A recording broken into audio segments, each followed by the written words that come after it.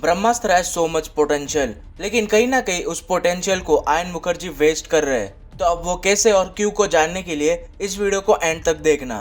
तो रिसेंटली सबने ये न्यूज तो सुनी होगी कि आयन मुखर्जी वॉर 2 को डायरेक्ट कर रहे हैं, जिसके लिए उन्होंने 32 करोड़ चार्ज किए। तो इसके कारण ब्रह्मास्त्र डिले हो गई।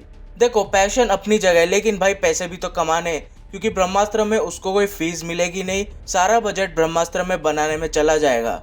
तो बात होती है कि कैसे आयन मुखर्जी ब्रह्मास्त्र के पोटेंशियल को वेस्ट कर रहे हैं। तो ब्रह्मास्त्र पार्ट 2 रिलीज होने वाले दिसंबर 2026 में। स्क्रिप्ट भी डन है, बस थोड़े चेंजेस करने डायलॉग्स में और थोड़े और चेंजेस करने स्क्रीन प्ले में।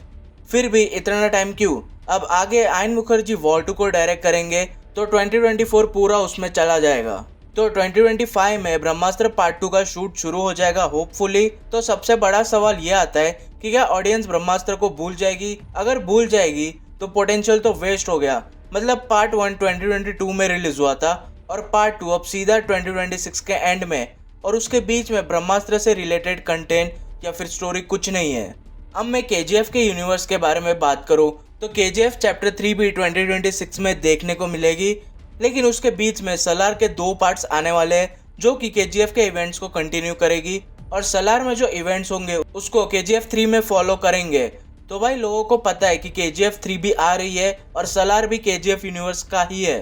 तो लोगों को ऐसा याद रहेगा कि KGF भी एक नाम का यूनिवर्स है और KGF चैप्टर 3 भी आने वाली है। और अब ये भी कंफर्म हुआ है कि ब्रह्मास्त्र पार्ट 3 के बाद हमको हर एक कैरेक्टर के स्पिन ऑफ देखने को मिलेंगे, जैसे वानर अस्त्र का, नंदी अस्त्र का, शिवा का, मतलब हर एक कैरेक्टर के। और उसी के साथ एक एनिमेटेड सीरीज भी देखने को मिलेगी। और साथ ही ये भी रूमर्स आ रहे हैं कि अब ब्रह्मास्त्र को धर्मा प्रोडक्शन प्रोड्यूस नहीं करने वाला है। मतलब ब्रह्मास्त्र पार्ट 1 को करण जौहर ने प्रोड्यूस किया था, तो अब ये रूमर्स आ रहे हैं कि ब्रह्मास्त्र पार्ट 2 से धर्मा प्रोडक्शन साथ नहीं है, डिज्नी और जियो स्टूडियोज दोनों मिलकर ब्रह्मास्त्र को प्रोड्यूस करेंगे। अभी तक ये रूमर्स ही है, कोई कंफर्मेशन नहीं आया है।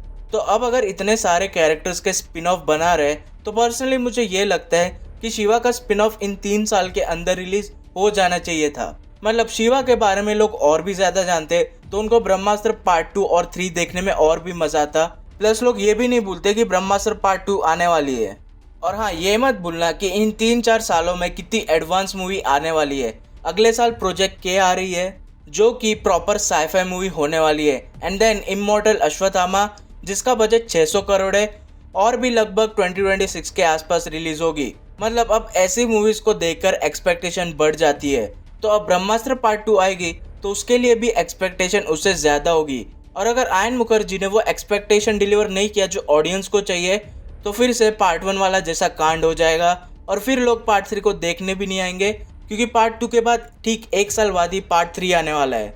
मतलब समझो, पार्ट 1 2022 में रिलीज हुई और पार्ट 2 2026 के एंड में, तो उसके बीच में अस्त्रावस से रिलेटेड कोई ना कोई कंटेंट स्टोरी देनी होगी, जिससे लोगों को और इंटरेस्ट आए अस्त्रावस में। देखो, मैं भी यही चाहता हूँ कि जितना टाइम लेना है लो, लेकिन मूवी बढ़िया होनी चाहिए। लेकिन इतना भी टाइम नहीं लेना चाहिए कि ऑडियंस का अस्त्रावस से फोकस हट जाए।